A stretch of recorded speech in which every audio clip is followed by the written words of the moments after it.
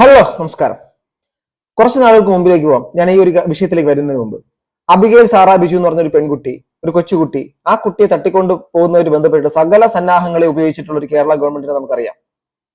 അതിനു മുമ്പ് നമ്മുടെ നാട്ടിൽ നരബലി എന്നുള്ള സംഭവവുമായി ബന്ധപ്പെട്ടിട്ട് ആ ആൾക്കാരെ അറസ്റ്റ് ചെയ്യുന്ന അടക്കമുള്ള നടപടിയെടുക്കുകയും പ്രചണ്ഡമായിട്ടുള്ള അക്കാര്യം വാർത്തകൾ ജനങ്ങളിലേക്ക് എത്തിക്കുന്ന കാര്യങ്ങൾ നിങ്ങൾ ഞാനും കണ്ടിട്ടുണ്ട്. അതായത് വളരെ സെൻസേഷനലൈസ്ഡ് ആവുന്ന കാര്യങ്ങൾക്ക് മാത്രം ഒരു ഹൈപ്പ് കിട്ടുന്ന ഒരു കാര്യത്തിലേക്ക് മാത്രം ഇറങ്ങുന്ന ലെവലിലേക്ക് മാധ്യമങ്ങളും അതോടൊപ്പം തന്നെ ഗവൺമെന്റ് സംവിധാനങ്ങളും മാറുന്ന ഒരു കാഴ്ചയാണോ എന്ന് തോന്നിപ്പോകുന്നു. കഴിഞ്ഞ ദിവസം തിരുവനന്തപുരത്ത് SK ഹോസ്പിറ്റലിൽ കൊല്ലപ്പെട്ടിട്ടുള്ള ഒരു യുവാവിന്റെ അദ്ദേഹത്തിന്റെ കുഞ്ഞിന്റെ 28 കെട്ടുന്ന ആ ചടങ്ങിൽ സ്വന്തം അച്ഛന്റെ ശവശരീരം ആ വീട്ടിലേക്ക് വരുന്ന ഒരു അവസ്ഥ നിങ്ങൾ ചിന്തിച്ചു നോക്കൂ. അതായത് ഗവൺമെന്റ് സംവിധാനം ഇവിടെ തകർന്നു. അതോടൊപ്പം തന്നെ ആരോഗ്യ രംഗത്തിന്റെ പ്രൈവറ്റ് മേഖലയിൽ പണത്തിന് വേണ്ടിയിട്ട് ജനങ്ങളെ കൊല വിളിക്കുക, മരണപ്പെട്ടിട്ടുള്ള ശവശരീരത്തിനെ വെച്ച് വിലപേശുക അടങ്ങുന്ന ഒരുപാട് കാര്യങ്ങൾ. എന്നിട്ടും ഈ കോർപ്പറേറ്റുകളുടെ മുമ്പിൽ മുട്ടുവിറയ്ക്കുന്ന മാധ്യമങ്ങളും ഈ കോർപ്പറേറ്റുകൾക്ക് മുമ്പിൽ മുട്ടുമടക്കുന്ന ഭരണ സംവിധാനങ്ങളും അതിന്റെ മുമ്പിൽ ലജ്ജിച്ച് തലതാഴ്ത്തി നിൽക്കുന്ന സാധാരണക്കാരും എവിടെയാണ് പോകേണ്ടത്? എല്ലാത്തിനും നമ്മൾ ഒന്നാമതാണ്, സാക്ഷരതയിൽ ഒന്നാമതാണ്, എല്ലാത്തിലും നമ്മൾ ഒന്നാമതാണ്. പക്ഷെ ഒരു കാര്യമുണ്ട്, നമ്മളിപ്പം മറ്റ് പല കാര്യങ്ങളിലും മറ്റാരെക്കാട്ടിലും ഇപ്പൊ ഒന്നാം സ്ഥാനത്തേക്ക് പൊയ്ക്കൊണ്ടിരിക്കുന്നു. അതാണ് ഈ പറയുന്ന നാണക്കേടിന്റെ ലജ്ജയുടെ കാര്യത്തിലും എന്തും കൊടുത്ത് പണം ഉണ്ടാക്കുന്ന ഒരു തരത്തിലേക്ക് നമ്മുടെ എന്താ പറയാ ഈ ആരോഗ്യ രംഗത്തുള്ള ആൾക്കാരും പ്രൈവറ്റ് മേഖലാ സ്ഥാപനങ്ങളും ഒക്കെ നടത്തുന്ന ഈ കൊള്ള, ആ ഒരു കാര്യത്തിൽ ഇപ്പൊ കുരുതി കൊടുക്കപ്പെട്ട ഒരു ജീവന് വേണ്ടിയിട്ടാണ് ഈ വീഡിയോ സംസാരിക്കുന്നത്.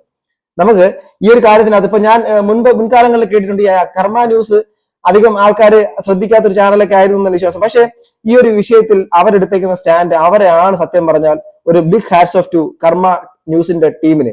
അവർ മാത്രമാണ് ഇതിനു വേണ്ടിയിട്ട് സംസാരിച്ചേക്കുന്നത്. എന്നിട്ട് മെയിൻ സ്ട്രീം മീഡിയാസ് ഒക്കെ എപ്പോഴാണ് വന്നത്?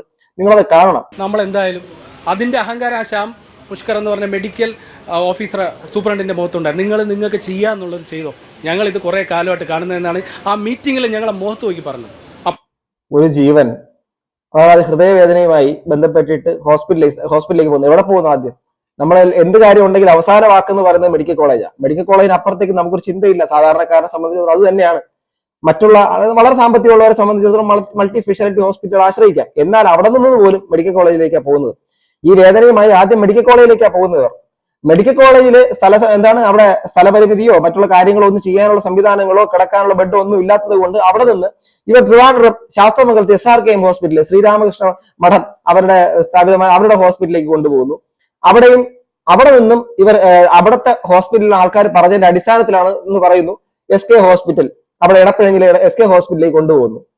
അവിടെ കൊണ്ടുപോയതിനു ശേഷം എന്താ പറയാ ട്രീറ്റ്മെന്റും മറ്റുള്ള കാര്യങ്ങളും കാലതാമസം വരികയും ഈ വ്യക്തി മരണപ്പെടുകയും ചെയ്യുന്നു. ഞങ്ങൾ പറഞ്ഞു നിങ്ങൾക്ക് ഇങ്ങനെ ഒരു ധാർഷ്ട്യമുണ്ട്, മീഡിയയും പൈസയും പോലീസും എല്ലാം നിങ്ങളുടെ കയ്യിലുണ്ടെന്നുള്ള ഒരു ഇതുണ്ട്, ഞങ്ങളെ കൊണ്ട് ചെയ്യാൻ പറ്റുന്നത് ചെയ്യുമെന്ന് പറഞ്ഞിട്ടാണ് ആദ്യം എല്ലാ ന്യൂസുകളെയും വിളിക്കുന്നത്.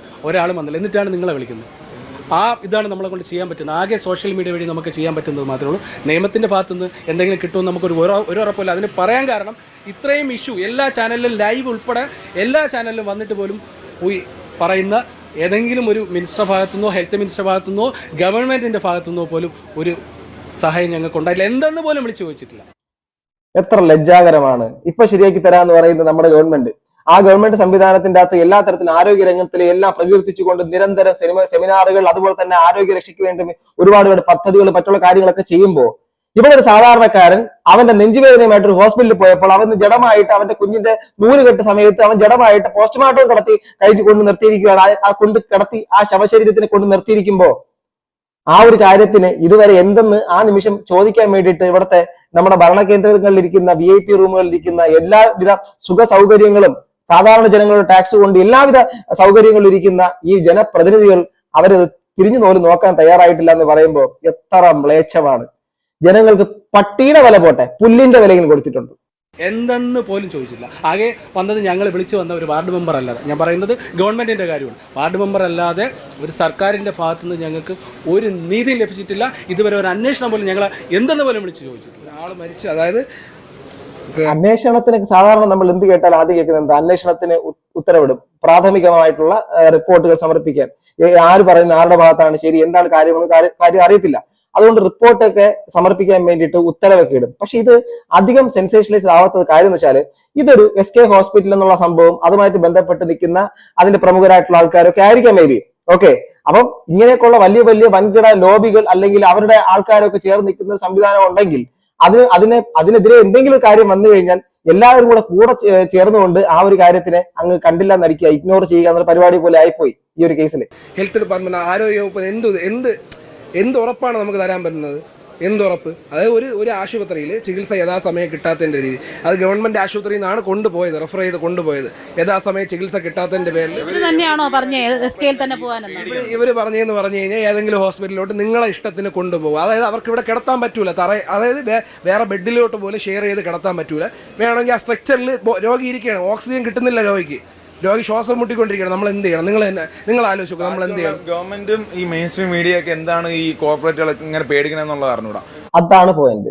ഗവൺമെന്റ് എന്തുകൊണ്ടാണ് ഈ മെയിൻ സ്ട്രീം മീഡിയാസും ഒക്കെ കോർപ്പറേറ്റുകളെ ഭയക്കുന്നതെന്ന് ചോദിച്ചു കഴിഞ്ഞാൽ അതിന് ഏറ്റവും ലളിതമായ ഉത്തരം എന്ന് വെച്ചാൽ കോർപ്പറേറ്റുകളുടെ വളരെ വലിയൊരു ശതമാനം എമൗണ്ടുകൾ ഈ പറയുന്ന ഈ മത്സരങ്ങളും ഇതൊക്കെ നടക്കുന്ന ഇലക്ഷൻ സമയങ്ങളിലൊക്കെ ഈ പറയുന്ന രാഷ്ട്രീയ പാർട്ടികളുടെ കൈകളിലേക്ക് വരാറുണ്ട്. അവരുടെ രാഷ്ട്രീയ പ്രകസനങ്ങൾക്കും ഈ കാശ് വരാറുണ്ട്. അതോടൊപ്പം തന്നെ മെയിൻ സ്ട്രീം മീഡിയാസ് എന്ന് പറയുമ്പോഴേക്കും അവരുടെ ഓഹരികളിലടക്കം ഈ പറയുന്ന വലിയ വലിയ വൻകിട കോർപ്പറേറ്റുകളാണ് നിൽക്കുന്നത്. അപ്പം അവർക്ക് വ്യവസ്ഥാപിതമായിട്ട് തന്നെ അവർക്ക് പ്രൊപ്പഗൻഡയുണ്ട്, അവർക്ക് ചില രാഷ്ട്രീയ ലക്ഷ്യങ്ങളുണ്ട്, ചില തരത്തിലുള്ള കാര്യങ്ങൾ അവർ മുന്നോട്ട് വയ്ക്കുന്നുണ്ട്. അവർക്കൊരു അജണ്ടയുണ്ട്. ആ അജണ്ട വെച്ചുകൊണ്ട് മുന്നോട്ട് പോകുമ്പോൾ അവർക്ക് അവരുടെ കൂടെ ഉള്ള ആൾക്കാരെ സംരക്ഷിച്ചേ പറ്റുള്ളൂ. അതുകൊണ്ട് സാധാരണക്കാരന്റെ ജീവനൊന്നും അവർക്ക് പുല്ലുവില കൊടുക്കുന്നതിനപ്പുറത്തേക്ക് വേറെ ഒരു വലിയ സംഭവമൊന്നുമില്ല. അവരെ സംബന്ധിച്ചിടത്തോളം ഇതെല്ലാം ഒരു ബിസിനസ് മാത്രമാണ്. അത് മരണപ്പെട്ടവനാണ് ശരി, മരിക്കാൻ വേണ്ടിയിട്ട് പോകുന്നവനാണെങ്കിൽ ശരി, ഏറ്റവും കൂടുതൽ അതിനൊരു ഹൈലൈറ്റ് ചെയ്യപ്പെടുക എന്നുള്ളത് മാത്രമേ ഉള്ളൂ. അവരെന്ത് ചെയ്താലും, അവരെന്ത് സ്കാം ചെയ്താലും ഇവർ ഇടപെടുന്നില്ല. അവര് അതിനകത്തോട്ട് ഒരു കാര്യം ചെയ്യുന്നില്ല. അതിന് വേണ്ടിയിട്ടുള്ള അവിടുത്തെ ഇത്രയും MLA മിനിസ്റ്ററും കാര്യങ്ങളെല്ലാം ഉണ്ടായിട്ടൊന്ന് അവിടെ വന്ന് കാണാൻ പോലും ഇവർ നിന്നിട്ടില്ല. പൊളിറ്റിക്കൽ പാർട്ടീസ് ആയാലും എന്തായാലും ഇങ്ങനെ ഒരു കോർപ്പറേറ്റിനെതിരെ ഒരു വിഷയം വരുമ്പോഴത്തേക്കും ആരും ശബ്ദം ഉയർത്താൻ വേണ്ടി തയ്യാറാവണില്ല, ഒരു രീതിയിലും തയ്യാറാവണില്ല. സാധാരണ ജനങ്ങളുടെ ഒരു വിഷമമാണ് പറയുന്നത് കേട്ടോ. നമ്മുടെ മുക്കിന് നോക്കിക്കഴിഞ്ഞാൽ രാഷ്ട്രീയ പാർട്ടിക്കാരെല്ലാം കവലപ്രസംഗം നടത്തുന്ന സമയത്ത് അവന്റെ ഓപ്പോസിറ്റ് നിൽക്കുന്ന രാഷ്ട്രീയക്കാരനെ കുറിച്ച് അങ്ങ് അറഞ്ചം പുറച്ചും അങ്ങ് പറയും. ഒന്നുകിൽ കേരളം അല്ലെങ്കിൽ നമ്മുടെ കേരള സംസ്ഥാനത്തിനപ്പുറം കേന്ദ്രം, ഇങ്ങനെ പോകും. ഇതൊന്നും പറ്റാത്തതുകൊണ്ട് ചിലപ്പോൾ നമ്മൾ അന്യ രാജ്യങ്ങളിലടക്കം പോയി വർത്തമാനം പറയാം, ഇവിടുത്തെ കാര്യങ്ങളൊക്കെ വെച്ച് കമ്പയർ ചെയ്യും. എന്നാലും ഇവിടുത്തെ കാര്യങ്ങൾ ഇന്നും പ്രോപ്പർ ആണോ എന്നുള്ള കാര്യമാണ് ഇവരും ചോദിക്കുന്നത്. അഖിൽ എന്ന് പറയുന്ന ഒരു ചെറുപ്പക്കാരൻ അദ്ദേഹത്തിന്റെ ഹൃദയ സംബന്ധമായ ഒരു കാര്യത്തിന് അദ്ദേഹം മെഡിക്കൽ കോളേജിൽ പോകുന്നു, അവിടെ നിന്ന് SRK ഹോസ്പിറ്റലിൽ പോകുന്നു, അവിടെ നിന്ന് ഇടപ്പഴിഞ്ഞിൽ SK ഹോസ്പിറ്റലിലേക്ക് പോകുമ്പോൾ അദ്ദേഹം അനുഭവിച്ചിട്ടുള്ള ആ വേദന എന്തുമാത്രമാണ്. അതിനുള്ള മറ്റുള്ള സംവിധാനങ്ങളോ ഒരുക്കാൻ വേണ്ടിയിട്ട് കഴിയാത്തവർ ആ സമയങ്ങളിൽ തന്നെ പറഞ്ഞിരുന്നെങ്കിൽ എനിക്ക് ട്രിവാൻഡ്രത്ത് ഇതിനെക്കാട്ടി നല്ല ഹോസ്പിറ്റലുണ്ട്, വേറെ കാര്യം പറയാം, ഒരുപാട് ഹോസ്പിറ്റലുണ്ട്. ചിലപ്പോൾ അതിനുള്ള സാമ്പത്തികമൊന്നും ചിലപ്പോൾ അവർക്ക് ഉണ്ടാവത്തില്ലാത്തതുകൊണ്ടായിരിക്കും ഇങ്ങനെ പോയത്. അത് അവരെ കുറ്റപ്പെടുത്താനും പറ്റത്തില്ല. പക്ഷെ എന്തെങ്കിലും അടിയന്തര സഹായം എത്തിക്കാൻ വേണ്ടിയിട്ട് ഗവൺമെന്റോ സംവിധാനങ്ങളോ ആരോഗ്യ രംഗമോ ഒന്നും ചെയ്തിട്ടില്ലല്ലോ. എന്തുവാണ് ഇത്? സത്യം പറഞ്ഞാൽ എന്താണ് നമ്മൾ ഇങ്ങോട്ടാണ് പോകുന്നത്? ഒരു അരക്ഷിതാവസ്ഥയാണ് ഇതൊക്കെ. സാധാരണക്കാരന് എന്തെങ്കിലും ഒരു പെട്ടെന്നൊരു അത്യാഹിതം സംഭവിച്ചു പോയി കഴിഞ്ഞാൽ നമ്മൾ ആശ്രയിക്കുന്ന കേന്ദ്രങ്ങളിൽ നിന്ന് തന്നെ നമുക്ക് ഇങ്ങനെയുള്ള ഒരു സാഹചര്യം ഉണ്ടാവുകയാണെങ്കിൽ നമ്മളെ ഈ ഗവൺമെന്റിന്റെ സൈഡിൽ നിന്നോ മറ്റേ ഇതുപോലത്തെ ഈ ശുശ്രൂഷ നൽകുന്ന ഹോസ്പിറ്റലിന്റെ സൈഡിൽ നിന്നൊക്കെ നമുക്ക് ഇങ്ങനെയുള്ള തിക്താനുഭവം ഉണ്ടായി കഴിഞ്ഞാൽ എങ്ങോട്ടാണ് നമ്മൾ പോകുന്നത്?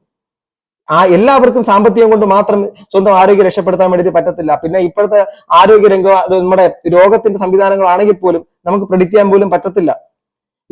നമ്മുടെ ഈ കൊറോണ വാക്സിൻ ഒക്കെ എടുത്ത് കൊറോണയ്ക്ക് വേണ്ടിയിട്ട് മറ്റേ കോവിഷീൽഡ് പോലെ എന്തൊക്കെയോ വാക്സിൻ ഒക്കെ എടുത്ത ആൾക്കാർക്ക് ഹൃദയത്തിന്റെ പ്രശ്നങ്ങൾ ഉണ്ടാകുന്നു എന്നൊക്കെ പറയുന്ന കേട്ടിട്ടുണ്ട്.